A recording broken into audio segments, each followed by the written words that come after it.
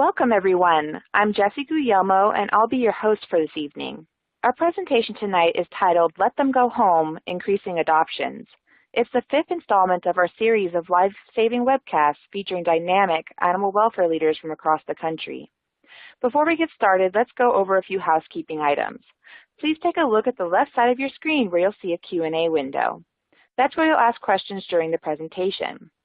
Please get your questions in early because those submitted later in the presentation may not be processed in time for a response. In the green file widget at the bottom of your screen, you'll find the presentation handout which you can download and print, as well as links to other valuable resources. If you need help with your connection during the presentation, you can click the Help widget at the bottom of your screen. This presentation will be available on demand within 24 hours should you wish to view it again. Our speaker tonight is Monica Frendon, Maddie's Director of Feline Lifesaving at Austin Pets Alive. She's also an instructor for the Maddie's Lifesaving Academy at American Pets Alive. In 2008, she founded a trap, neuter, return organization in rural Illinois and pioneered one of the nation's first and largest barn cat programs. 4 years later, she joined Austin Pets Alive, where she served as the cat program manager. There, she led her team to an 88% growth in cat adoptions and helped Austin achieve a citywide 98% live release rate for cats.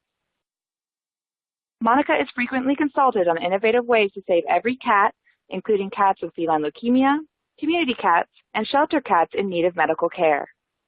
Monica, thank you for being here. Thanks so much for having me, Jessie. Thank you for the beautiful intro, and thanks as usual to Maddie Fund. And I am so pleased to be wrapping up the last of this life-saving web series, and tonight we're going to talk all about increasing your adoption, something that I know that you are all very, very interested in, how to get our adoption numbers up. So we're going to go ahead and kick it off and talk about increasing our adoptions. So we have Captain Obvious Cat here, and he is pointing out that if we're going to increase our adoptions, this means we must allow more pets to go home. And I know this seems like an obvious solution here, simply let the animals go home, but it's going to take some change of thinking for a lot of us in the shelter industry. So keep an open mind and keep in mind that that old saying is true, that you can't expect different results if you continue doing the same thing day after day. So if we want more animals to go home, that means rethinking which pets are not currently allowed to go home from our shelters right now. So who is not going home from our shelters right now, from most of our shelters? A lot of our pets who are not yet spayed and neutered, they're not going home. A lot of our pets who are in foster homes are not going home. So they are not even available for adoption, and they usually have to come back into the shelter before they can be adopted. So they're kind of stuck in limbo while they're in foster care. We have sick or injured pets who are stuck in our shelter that aren't allowed to go home. We have our wonderful behaviorally challenged pets who we are frequently not allowing to go home with adopters. We've got our medically challenged pets that we're not allowing to go home with adopters. And then we've got our pets who aren't yet perfect or 100% ready to go home yet. And this is something that we come across often in shelter medicine, where we are afraid to let those pets go home to adopters before they're 100% perfect and healthy, and we deem them fit to go home. And so all of these pets we're basically holding onto in our care and not allowing them to go home right away. And this backs us up in a million different ways, increasing our length of stay, decreasing our capacity for life-saving, increasing our cost, overhead, all sorts of bad things. So we're going to talk about how we get these pets to go home, which is going to free up our life-saving capability quite a bit. So let's dive into a few things. We're going to talk about setting everybody up for success before we even get into the nuts and bolts of this. And on each of these slides tonight, I've put in some pets from Austin Pets Alive who went home with adopters despite a bunch of challenges, where in a maybe more traditional shelter, these animals we would have held on to or not allowed them to be adopted, or delayed their adoption until they overcame the hurdle that they were facing. So hopefully you'll enjoy some cute photos of adoptable animals as we go along here tonight. On this screen, we've got Suri, and Suri was a feline leukemia positive cat with ringworm, and that is Suri laying on her adopter's lap as the adopter signs her adoption contract. We thought that was a great photo to kick us off tonight. Step one, and this is a lesson I learned from Austin Pets Alive years ago, is never ever assume what the public wants to adopt. You've got to let them decide. If you don't offer certain pets up to the public for adoption, you'll never know if they would be adopted. So unless you're all-knowing and omnipotent, you don't get to say that no one would ever adopt this cat or dog. You have to eliminate that ideology and that entire way of thinking from your shelter. Your adopters are assumably grown adults capable of making their own educated decisions, and every single one of them wants to feel like a hero when they adopt. So you've got to make a leap of faith and put these animals up for adoption and eliminate that thinking that no one would adopt an animal with this condition or with this behavior or with that breed. Don't assume for people what they want. Put it out there and let the community respond to what they see. And then you're going to be surprised, as I was when I first started out and when I first got to Austin, I was very pleasantly surprised. When we make animals available for adoption, like Suri with feline leukemia and ringworm, they do get adopted because people want to feel like heroes. And we have people's hearts and minds. They want to adopt special needs animals. We have to give them the chance to do that. So don't assume what people want. Please let them pick out what they want. And the next thing we're going to talk about is a little saying that unadoptable is unacceptable. This is a mantra that I preach all the time. There is no such thing as an unadoptable animal. There is a person out there for every single pet in our care, period. It's our job as the shelter to find that person. If we don't find that person, that's not a reflection of the community or our adopters' values. It's a failing on our part, the shelter's part, to make an adoption happen. It's our job, no one else's, to make sure that that adoption happens. And are we going to fail sometimes? Have I failed in that mission? Of course. But that was my failing, the shelter's failing, not the pets and not the adopters and not the community. So don't pigeonhole your community by saying that a certain pet is unadoptable or no one adopted that pet. We've all seen those heroic stories of tremendous hurdles that animals have overcome and been adopted. You've got to believe that unadoptable is unacceptable, and Katarina on this slide is a great example of that. She was 18 years old with heart disease, and you can see she's got a good cataract going, or glaucoma in that one eye, and she was certainly adopted and is, I believe, still doing quite well in her forever home. So the next step, this is one I talk a lot about in my apprenticeship with the Maddie's Lifesaving Academy. When people come into your shelter, you guys are supposed to be the experts on the animals. You're supposed to be the experts on the cat or the dog in our care. So when someone comes in, we are setting the tone for what visitors are seeing and what they're believing. And so I've got some examples up here I want to walk you through. A lot of us have our FIV positive cats locked away in a little room somewhere by themselves, and usually there's a sign on the door that says FIV cat adoption room. And this is a great example of this. Science tells us we're all pretty much on the same page now that FIV is not a special need. These cats can be integrated into communal living spaces with viral negative cats just fine. But often at the shelters, we have them squirreled away in their own little room. And when an adopter comes in the door and they see FIV positive cats hidden away in their own little room with a special sign on their door, what does that tell our adopters? That tells them that these cats need to be quarantined, that they're special needs, and there's something wrong with them.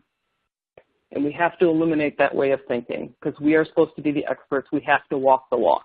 When you come into our cattery at Austin Pets Alive, our FIV positive cats are in Gen Pop. They're mingled with everyone else because we know that that is safe and that is recommended and that is best practice. And so we are walking the walk. We're setting the tone, and our actions and words are coming across, and visitors are understanding that that is how it can possibly be.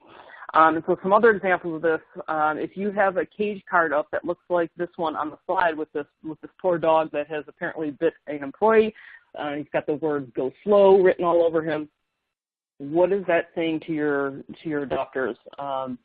That's pretty much a big stop sign on that dog. Stop looking at him. Stop considering him for adoption. And we're putting out there to the visitors that this dog is not highly desirable.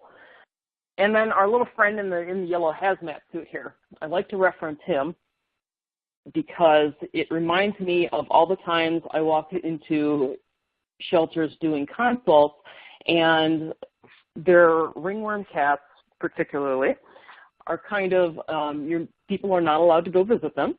And if you do, you have to gown up in this hazmat suit like they have Ebola, right? So it's always my running joke that you have to have hazmat suit. When you walk into that shelter and you treat the animals in your care that way, again, think about what that message is that you're portraying, that you're giving to adopters. You're saying that those cats have something very contagious, very deadly wrong with them. You can't touch them. You can't interact with them. They're unsafe and they're dangerous.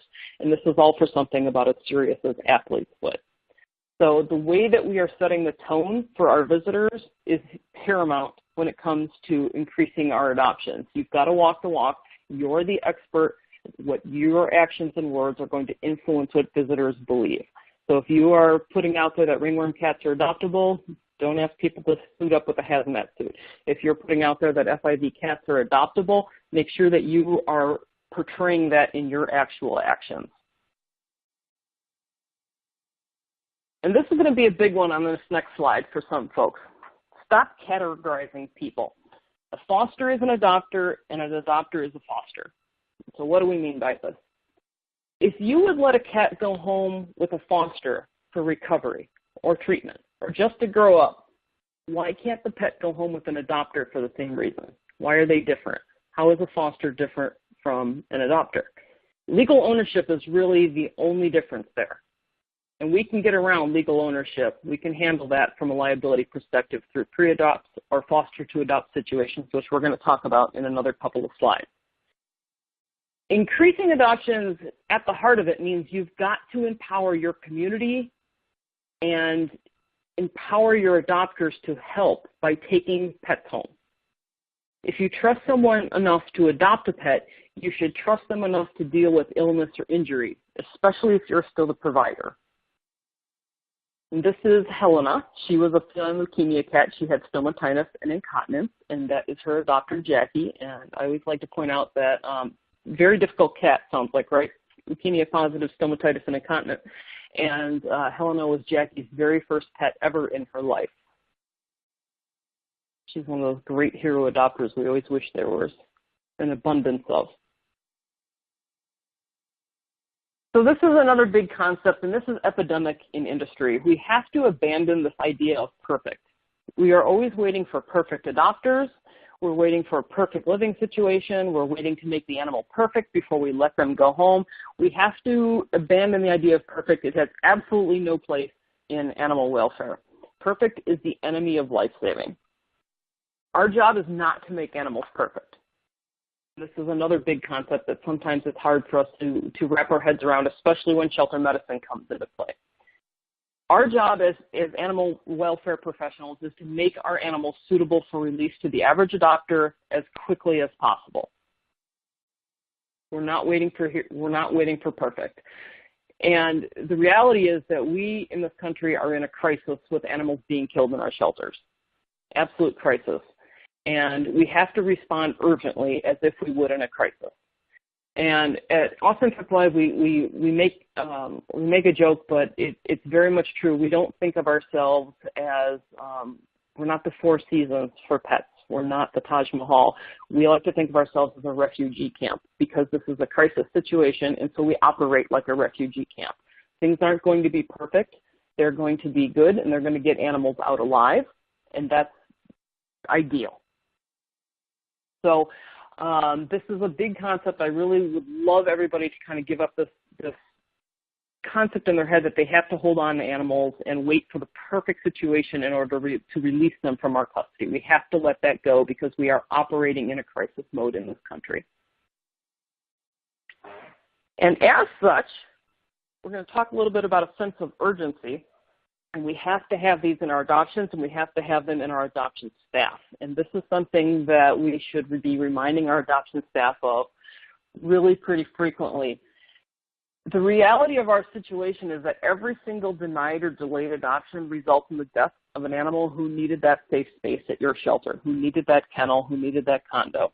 So every time that we deny an adopter, ultimately, especially for us at Austin Pets Live, we are a shelter of last resort. We're working off the euthanasia list every day. As soon as I have an empty condo or a kennel, we fill that up with an animal who is otherwise facing euthanasia. So every single denied adoption means some animal who is at risk of euthanasia in another shelter does not get to come into that space. Every time we delay an adoption, same thing. An animal can't come into that space and be saved from euthanasia. So we have to have a sense of urgency when moving animals out. And that doesn't mean that we just give animals out to absolutely anyone. We're, of course, going to do our due diligence and make sure that our animals are going to good homes, but they don't need to be perfect homes. You have to think about, again, what animals really need from their home, from their caregivers. And it's not perfect. Very few of us are perfect adopters. And so we have to embrace that concept of open adoptions and embracing the community. There is a little lesson I learned from Dr. Emily Weiss, and she talked about this in one of her presentations, and I talk about this now in my apprenticeship. And I always ask my students, if your cat or dog was picked up by animal control and you got a phone call from animal control saying, hey, we have your dog or cat, it's currently impounded, we found it out running loose. And I always ask my students, would you go get your pet right away, or are you going to wait a while? And of course, everyone says, oh, I would leave this apprenticeship immediately. I would bolt out the door. There would be nothing that could stop me. I'm immediately going to get my pet. And I ask why. And they always respond with the same answers. Well, my pet doesn't want to be in the shelter. He would be scared. She would get sick. She might be euthanized because she would act like a feral cat. He might bite someone, and so he would be at risk. I don't want him around all those other pets. He would be scared. He would be, all the reasons why we know we wouldn't want our pet to be impounded at animal control. And so I repeat again that so you would race out the door. There'd be a tremendous sense of urgency to get your animal out of animal control. And they all say, yes, absolutely, we bolt out of here. And then I ask, does your staff and do you have at all times that same sense of urgency to place the pets that are already in our care, to get them out of the shelter? And it's usually kind of a somber no. We don't extend that same courtesy to the animals that are already in our care. We assume that they're safe, and we get a little lackadaisical about placing them. But again, if they were our animals, there would be a tremendous sense of urgency to get those animals, to get our pet out of the shelter as soon as possible. That's the sense of urgency that you and your staff must have at all times to respond to the crisis situation that this country is in with needless shelter killing. And it is something to remind your staff about every once in a while, that we aren't waiting for perfect adopters, that we are in the business of saving lives, and that means we have to move animals into forever homes as quickly as possible with being responsible at the same time. This is a kitty here up. His name is Bruno. He came in with calicivirus and ringworm, and you can see his before and after photo. He was adopted with both calicivirus and ringworm and finished his treatment at home with his forever person.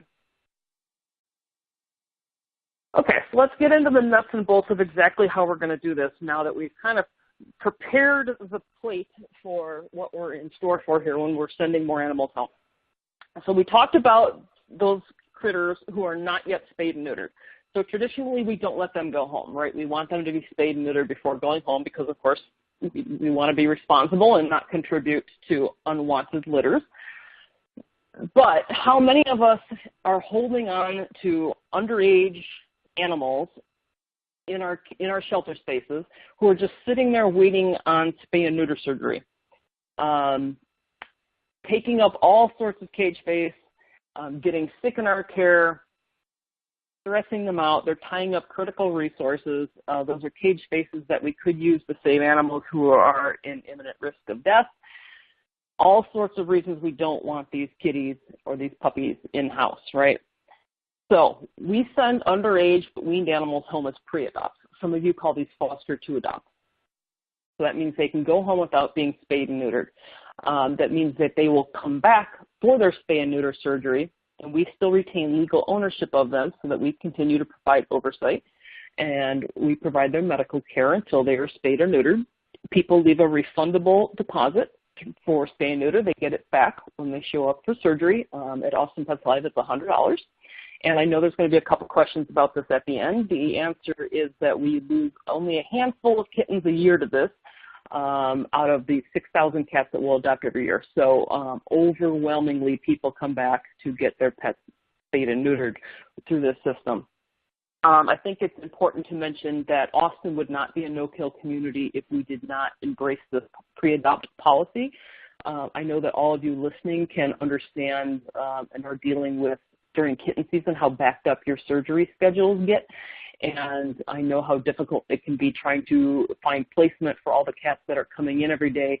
And it's just compounded when we are not letting these animals go home as quickly as possible and let them come back when your surgery schedule, when you can fit them in at a reasonable clip. And this is little Gimli. He went home, he was about 5 weeks old there. He went home when he was 6 weeks old. He had megacolon and ringworm, cute little thing. So, more on the spay-neuter pre-adopt situation. This is our pre-spay and neuter adoption information overview. I'm going to give you a link at the end of this presentation, and you can download this information handouts. And for sending these animals home, if they can be in foster, which they would be if they were unweaned and not spayed or neutered, right? They'd typically be in foster. They could be with an adopter because we're not going to categorize those people anymore, right? A foster is an adopter, an adopter is a foster. The most adoptable creatures on earth are those little 6 and 7 and 8 week old puppies and kittens. People want them as young as you can possibly get them. They're the most highly adoptable creatures in our shelter. Let people take them home. If you haven't figured it out yet, shelters are the absolute worst places in the world for young puppies and young kittens. Not only are they getting sick, but they're taking up enormous amounts of resources at the shelter. Everyone listening to this webcast, I have no doubt, knows the damage that a litter of 6-week-old kittens can do to a condo in under 5 minutes. And you're cleaning it up all day long, and they're making mud in their litter and dumping their water, or the havoc that a litter of puppies can wreak upon a kennel in under an hour. Those take immense amounts of resources for our shelter staff. And they're better off in a home. All those animals are far better off in a home. Our adoptions finalize when you come in for spay and neuter with your pre-adopted pet. That means we still legally own the animal until the spay and neuter surgery when the adoption finalizes. So we still retain full legal ownership of the pet. That means if you don't bring your pet back, we can go seize it. We are still overseeing the care of it. We're overseeing the medical. So we still retain complete control of that pet until it is spayed or neutered, until you come back for your surgery. So there's very, very little risk involved in this, but tremendous benefit by sending these animals home before they're spayed and neutered when you need to. So the next category we're going to jump into are animals that we are holding on to who are being treated for minor illness. And thankfully, as more and more studies come out, shelters are getting a little bit better about this, but it's still very, very common that when a pet has minor illness, so say a cat has upper respiratory infection, URI, a lot of us whisk those cats back away and hide them out in ISO, and they don't make them adoptable. And this is something that I'm a big advocate for changing, is treating minor illness and injury on the floor and not moving these animals into ISO away from people and increasing their length of stay. There's been some great new studies out. I believe they're from Dr. Kate Hurley and are available through the Million Cat Challenge portal, directly tying the number of times we move cats in shelter to upper respiratory infection. And so there's very, very clear data that the more you move a cat at the shelter, the more upper respiratory infection you're going to see. So what happens when we take a cat from the adoption floor who sneezes a couple times and move her into ISO and then move her back, and now we've got a sick cat. This is why we have upper respiratory infection running rampant in a lot of our shelters. And one way around that is to simply treat minor illness on the floor and let those animals be adopted. Don't scurry them off into ISO. Don't hide them. These animals can be adopted with minor illness. You simply disclose the minor illness, you educate the adopter on what the illness is, you send the adopter home with the treatment or medication that the pet is already on, and you empower that adopter to take that animal home and get her through her treatment. And the great news is that especially upper respiratory infection and minor illnesses respond so much quicker in home than they are ever going to at the shelter. It's so much better for the animals. It's better for you. And think of all the minor illnesses that you could be letting go home right now instead of hiding in ISO. So you can send animals home with ringworm, upper respiratory infection, diarrhea, any kind of minor illness that an average adopter can treat in home when you provide them with the medical care. Send those animals home. As far as upper respiratory infection goes, we treat all minor upper respiratory infection on the floor. So that means we do not move them to ISO. They're available for adoption throughout, and we send them home with medication. And this is kind of what our paperwork looks like for that, so that we are fully disclosing and so that we are contractually doing our due diligence. So we've got a contract that clearly outlines existing medical and behavior issues, and the adopter will initial those lines where we have disclosed what the existing medical or behavioral issue is. And then we will clearly outline your pet is currently taking the following medications for the following conditions, and we'll send those animals home with their meds. We'll show the adopters how to give the meds and have them follow up with us if there's any questions or concerns, if the pet isn't responding, if the pet's getting worse. But again, a lot of us have sick animals in foster, and so rethink that an adopter is a foster and a foster is an adopter. There's absolutely no difference other than legal, and if you have your contract in order, you can do exactly the same and get those animals out of ISO, reduce their length of stay, and increase your adoptions. Thank you, Monica, for sharing that. I just wanted to jump in to remind our listeners to get their questions in for Monica early so that we can process them in time for a response at the end of this presentation. And with that, I'll hand it back over to you, Monica. Thank you. Okay, so let's talk a little bit more about minor illness. This goes hand in hand with us waiting for animals to be perfect before we release them, put them out there in the world for adopters to take home. If we trust a person enough to adopt one of our animals, then we should trust that adopter enough to provide simple meds and care for routine illness. You are a shelter or a rescue, everyone listening. By definition, our pets are not expected to be perfect. We aren't a breeder. People aren't coming to us for fine pedigreed pets most of the time. People understand that they're coming to a shelter. These are animals that were homeless, that they are in need of a helping hand. They come in the door trying to do good and to be a hero and to adopt an animal that really needs them. They're not expecting perfect animals. This is why a lot of us will comment that kitties who are missing a leg or an eye, or little tripods or cyclops kitties, are the first to get adopted, right? Because people want to create that hero. They want a special needs animal. They want to feel good when adopting a pet. Same thing can be said for sending animals home with minor illness. Give them the tools for success and send those animals home. It's better off for the animals, and you're creating a lifelong relationship with that adopter who is probably going to bond a little closer to the pet they're taking home because they're nursing them through the rescue job. This is little Sparkles. She was a geriatric and deaf kitty, and that is her sitting on her adopter's lap. So let's talk about more advanced medical conditions where we could get these animals out of our shelter quicker and increase our adoptions. So if animals are receiving or have treatment planned, a lot of the times we are still holding on to these animals and not letting them go home. At APA, we call these medical pre-adopts. And so again, a pre-adopt for us is like a foster to adopt situation. And we have an adoption addendum for these cats and dogs where we still own the cat or dog, but we are going to provide medical treatment for a condition that we have diagnosed and we know it needs additional care. And we will let that animal go home, and we will continue providing the care for that cat or dog for that condition only. And again, the adoption will finalize at the end of that treatment. And this is Sam. He was one of my foster cats, and that is his beautiful mouth post full mouth extraction when he was suffering with stomatitis. And he is a great example of this policy of letting animals go home while they are awaiting treatment, because most of us have animals waiting for dentals, and of course we get very backed up waiting on dentals all the time and getting them scheduled. In the meantime, I don't want that animal sitting in my shelter waiting for weeks on end when it could be in a home with his adopter. So think of all the animals that would otherwise be taking up your cage space for weeks that could go home with adopter and continue getting their care and treatment from their adopted home instead of taking up the space in your shelter. You're looking at dentals, anyone who's on cage rest, recovering from FHO surgeries.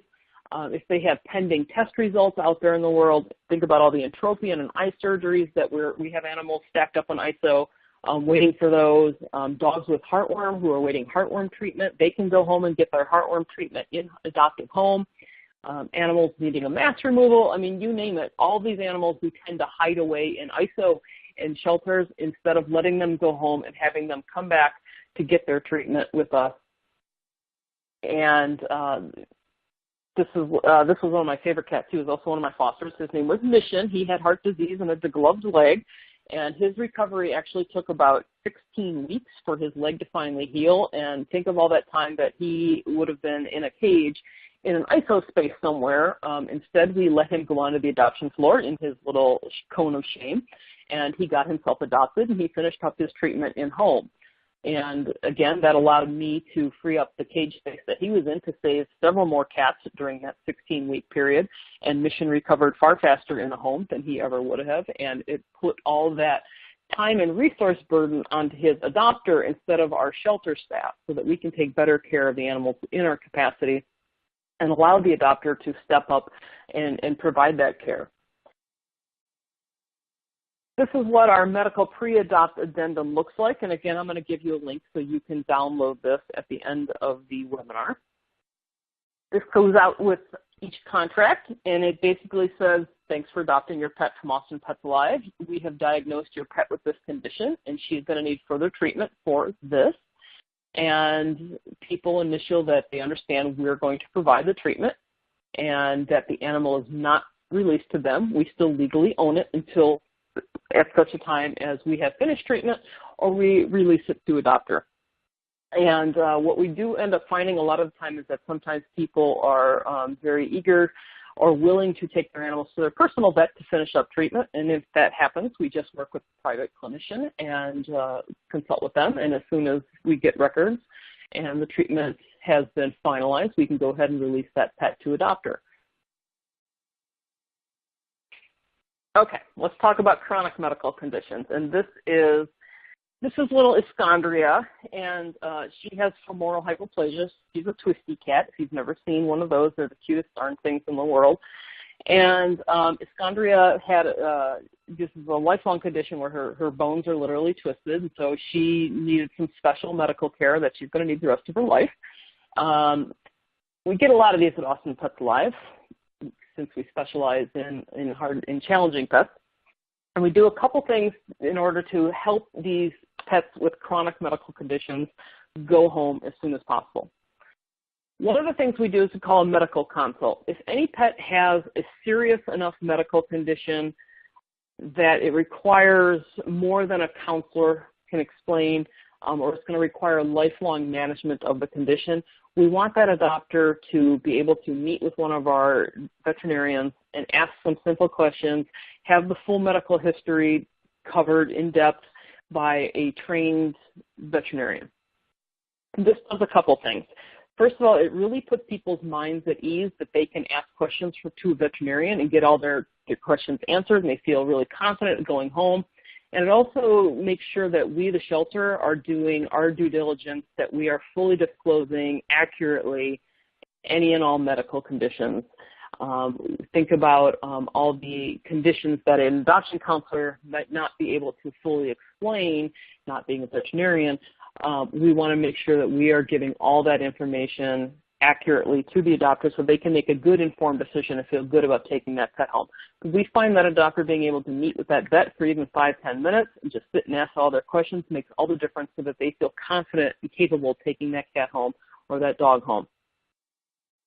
And the biggest reason why these animals are not going home right now is that adopters are afraid of the cost for taking home an animal with chronic medical conditions. That's the biggest barrier to adoption for them is the cost. And usually an animal with a chronic medical condition, they're going to require some sort of ongoing medication or a special diet, prescription diet. There's usually some cost factor. That's the biggest barrier. And so think about the ways that you can increase your adoptions and send these animals home by eliminating those barriers. So can you continue to provide the medical treatment for that special condition? Can you provide the special food that the animal is on? We look at it at Austin Pets Live as once the animal's in our care, we're providing the treatment that it needs forever at this point. It's already in our care. We're going to keep paying for it. So I can either pay for it under my roof or I can pay for the treatment under your roof. I would much rather pay for the treatment under your roof when you're covering all the rest of it. And so think about things that you can do to eliminate those barriers for your adopters. Can you find an inexpensive workaround for the prescription food? There's often over-the-counter alternatives to a lot of the prescription foods that are out there. Can you continue providing the medication? If an animal needs a lifelong medication, can you provide that? Or can you write them a prescription so the adopter can get that online at a cheaper cost? Think about all the different ways that you can eliminate that cost barrier and send those animals home with their chronic medical condition. And often these are cats and dogs who are tying up our foster spaces indefinitely because we aren't putting these animals out there for adoption. And again, you will be shocked if you make these animals available and let people be heroes and give them the tools for success by sending these animals home. A great example would be senior cats with renal disease. We have a protocol for them at Austin Pets Live where if you adopt a cat with known kidney disease, we provide lifelong fluids, needles, and lines to give that cat subcutaneous fluids. That takes away that fear of the cost for an adopter and lets those animals go home and live out the rest of their lives in comfort in a home instead of being in a shelter. And again, we were going to be providing that care for the rest of the cat's life at Austin Pets Live, whether they are in a foster home or whether they're in your home. So that was an easy choice for us to make and not an expensive one, thankfully. And then the last big hurdle that we're going to get to are animals in foster.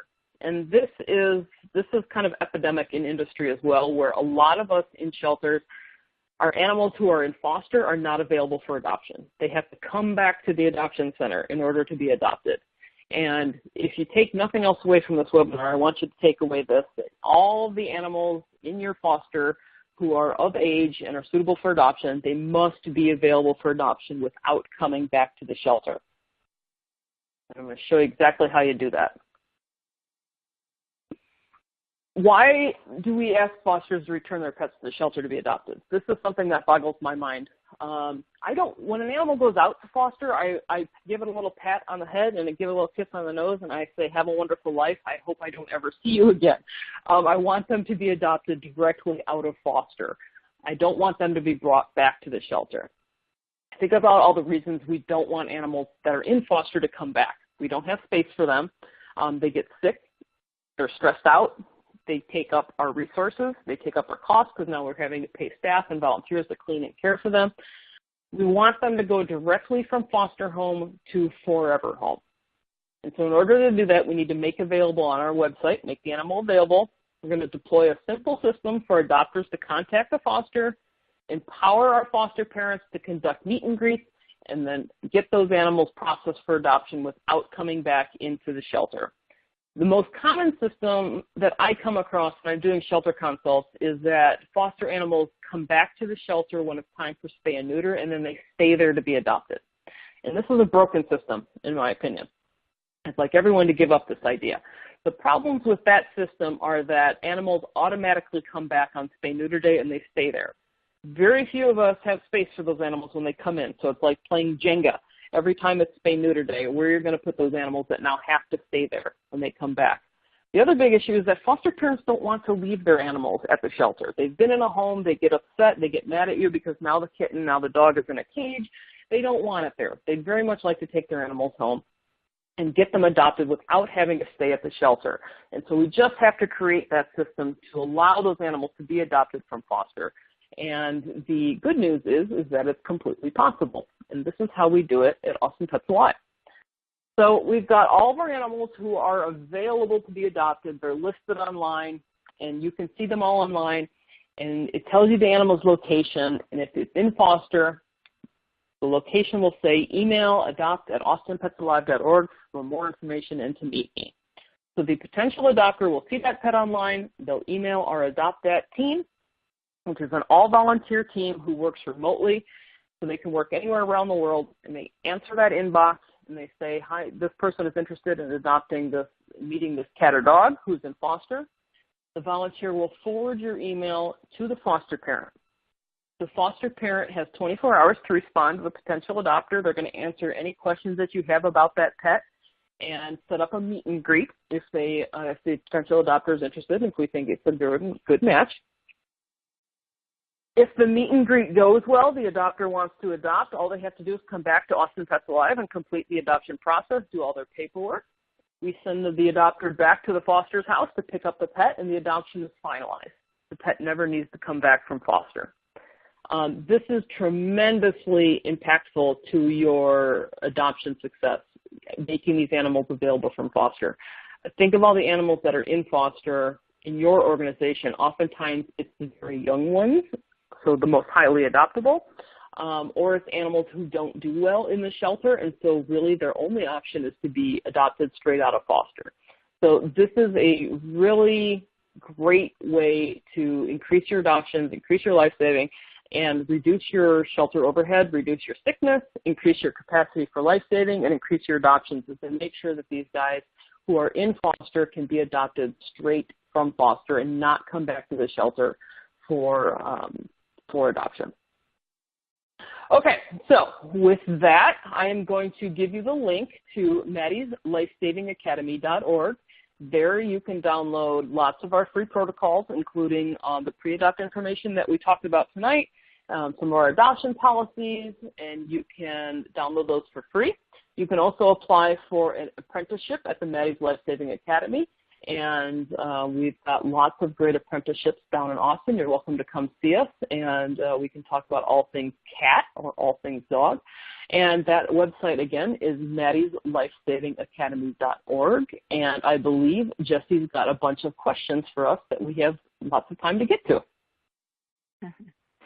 Thank you, Monica. No, as always, what a wonderful presentation. We really appreciate you being here tonight. I do have a few questions for you, so I'll go ahead and start with those. I'm going to be pushing it to your slide area in just a moment. Sounds good. First question.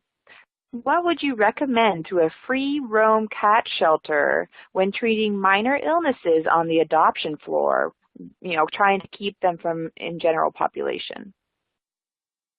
Yeah, good question. So there is a litany of great upper respiratory information that has come out lately about how these minor illnesses are transmitted. And what we have learned in recent years is that those minor illnesses, upper respiratory infection in particular, are not as airborne as we thought. It is mostly transmitted through fomites, so through our hands and through our clothes and whatnot. And then we, of course, know that the overwhelming cause of upper respiratory infection in cats is due to stress, right? We all know that. By moving that cat from Gen Pop, you're stressing it out more. You're creating more stress in that group room. And all those cats in the group room have already been exposed to the cat that you're looking at taking out. So if it is a cat with minor illness and it's in a group room, we're going to leave that cat in the group room and we're going to treat on the floor without moving. If it gets to be a level 2 illness, so that would be something like, our nostrils are caked with snot and we need to be nebulized, or our eyes are kind of, gooped shut, that kind of a thing, then we will move you out. But if it's just minor illness, you're sneezing, you've got some clear discharge, you're staying where you are, we're going to treat on the floor because all your friends in the cat room have already been exposed to you, so removing you would be kind of like closing the barn doors after the cows were out. And it's just going to create more stress on the individual cat as well as on the colony that that cat came from. So I'm going to treat in the group room and treat on the floor for minor illness, even if it's in a colony room. Great answer. Here is your next question. Do you have the adopters pay for any of this treatment? I know you talked a little bit about what shelters might be able to help pay with, so how would you answer this question? If it's something that we have diagnosed and we know needs care, so for example, like heartworm treatment in dogs, or cat needs full mouth extraction, that is not something that we ask adopters to pay for. That's something that we know we intake the animal with. We know we're responsible for getting that care done. And most importantly, by providing this service of providing the treatment, we are enabling those animals to be adopted, because again, that's the biggest hurdle of getting those animals adopted. If someone wants to adopt a dog and it needs heartworm treatment, that if they had to pay for that, that's a huge barrier, right? Most people would not willingly sign up for that.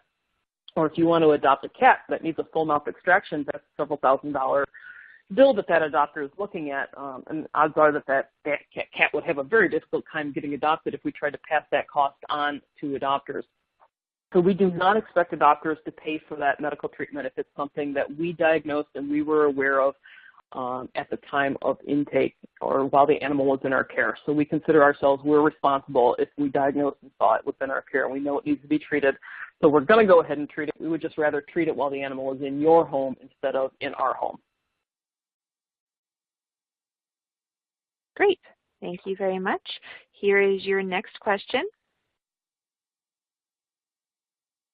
Do you continue to vaccinate every 2 weeks or move to every 3 to 4 weeks when in lower risk environments? Good question. So I am a huge advocate for vaccinating pretty aggressively in a shelter environment. Our vaccination protocol, I'm going to talk about cats because, of course, I'm the cat lady. Our protocol for cats is that if it is a high-risk environment, we start when the cat is 4 weeks of age, which is 1 pound, and we continue the FVRCP vaccinations every 2 weeks until the cat is 4 months old. If it's an adult cat, it's just a series of 2, 1 on intake and 1 2 weeks later. We do not move to vaccines every 3 to 4 weeks. We stick on the 2-week schedule. It is an aggressive vaccine protocol, especially when you compare it to private practice, but that is every 2 weeks is best practices in shelter medicine, because we are, of course, focused on herd health, and the risk of the diseases that vaccine prevents are so catastrophic that it is well worth any over-vaccination risk to avoid things like panleukopenia and calicivirus. Those are much, much more grave than the low risk of any kind of vaccine reaction. But we do know that vaccinating when they are 4 weeks, starting there, is perfectly safe. And then we continue until they are 4 months old every 2 weeks. If they're coming from a low-risk environment, we'll start when the kitten is 6 weeks of age and continue every 2 weeks until they're 4 months. And again, if it's an adult cat 6 or 4 months of age and older, they get 1 FVRCP at intake, 1 2 weeks later. Thank you for that information. We do have another question. Can you describe how you have potential adopters visit when there's ringworm? Yes, I would love to. So I'm going to say a couple things. First of all, if you want to know about ringworm, we're super excited with Maddie's Fund. We have a brand new apprenticeship at the Maddie's Lifesaving Academy opening up, and it's called Practical Ringworm at Austin Pets Alive, and we will have a 3-day apprenticeship in Austin Pets Alive to show you how to treat and adopt cats out with ringworm. So again, if you are interested in that, go to maddieslifesavingacademy.org, and you can read more about that apprenticeship, because we are very, very proud of our ringworm program in Austin. We treat about 1,000 cats and kittens a year with ringworm in Austin, so we see a lot of the fungus. And we would never be able to save all of those cats if we did not allow those cats to go home with ringworm and continue their treatment in home. If you're asking this question about ringworm, you surely know how long ringworm treatment can take, and I can't fathom having 1,000 cats with ringworm in our care who were stuck there for 6 weeks or so getting their ringworm treatment. It wouldn't be possible to save all those cats. So we do have visitors come in and visit with the ringworm cats. They can adopt a cat with ringworm, absolutely. We have our visitors come into the ringworm area. We ask them to either, this is the last stop on campus if you want to visit the ringworm cats, so go visit everyone else first, or just no snuggling closely with anybody else after you visit the ringworm ward. We do let people know when they come in, are you aware that this is a ringworm ward? We just want to make sure that people are aware. We're, of course, disclosing everything. We don't want to surprise people and, shock them that they're in the ringworm adoption center. So when people come in, we say, hello, welcome to the Ringworm Adoption Center. Is this the last stop on your visit here at Austin Pets Live? And you're aware that all these cats and kittens in here are being treated for ringworm, right? And at that point, the adopter will usually say, yes, I'm well aware, or no, what's ringworm? And then we can kind of go into what ringworm is and why these cats are available for adoption. We do have a little waiver that hangs on our door of the Ringworm Adoption Center. Or Ringworm Adoption Center, and it just says, I'm aware that these cats have ringworm, which is a zoonotic illness, and it's basically a release of liability waiver. It's also available for download on that Maddie's LifesavingAcademy.org site. But we, thank God, we've never had an issue with this. We will adopt out over 500 cats a year with active ringworm. We send them home with the continuation of their treatment that we've prescribed, so their lime sulfur dip and their oral systemic antifungal, and they go home with ringworm. We have lots of fun ringworm adoption campaigns and events for these guys, but we've got a great ringworm program, and I think that we've done a really good job of busting this myth that people won't take ringworm home. Or that they're afraid of it, and we like to poke a lot of fun at ringworm in Austin because, again, it's about as serious as athlete split, and so that's about as serious as we take it. We disclose absolutely everything about it. We've got a robust system to help you deal with it as an adopter, but it's not a serious disease. It's absolutely never a reason that an animal should lose its life.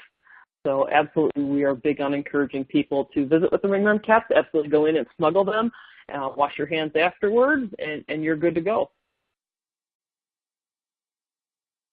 Thank you very much, Monica. I do have one last question for you. Now, you touched base on this a little bit during your presentation, but could you go a little bit more into how you ensure that an adopter will continue follow-up care for a cat with, say, ringworm? Sure. So continuing the follow-up medical care for anything, the good news is that, of course, most people who are adopting are great and they want to get their animal. They want to get it healthy and back to good health. And so, especially since we're providing the medical for free, they're going to be very, very willing to come back and get that taken care of.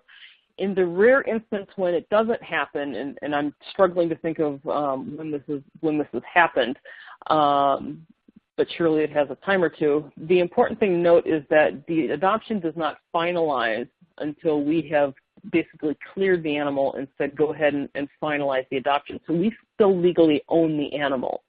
So in cases of medical pre-adopts, for example, we will have our medical clinic, if we haven't heard from you, if you've missed an appointment, anything like that, we're going to reach out to you and contact you and say, hey, how's the pet doing? We're checking up on you.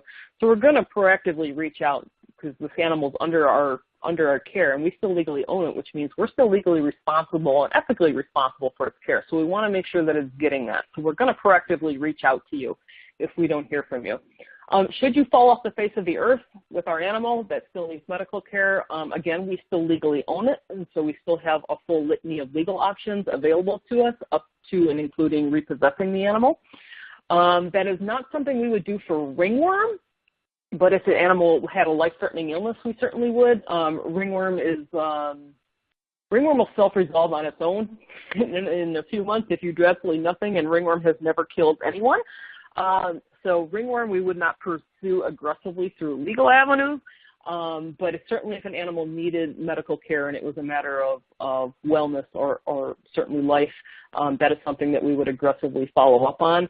But in our experience, someone who's willing to take home an animal with a serious medical condition, these are usually adopters who, in my opinion, are they go the extra mile, and they're usually above and beyond. And they're very, very willing to take home a special needs animal that needs medical care, and they're very, very willing to come in and get that medical care for free at our clinic. So we don't have that problem very often, if at all, of losing those animals who never come back for their medical care. So I hope that answers the question. Yes, that was a great answer, Monica. And with that, that will be the end of our presentation this evening. Thanks to Monica and all of you for sharing your time with us. Your opinion is important to us, so please take a moment to fill out the evaluation survey by clicking on the link on the screen. Watch for announcements of upcoming webcasts and find more free educational opportunities on our website at maddiesfund.org and on Maddie's University at maddiesuniversity.org. Again, thank you for your participation in this webcast, and have a great evening.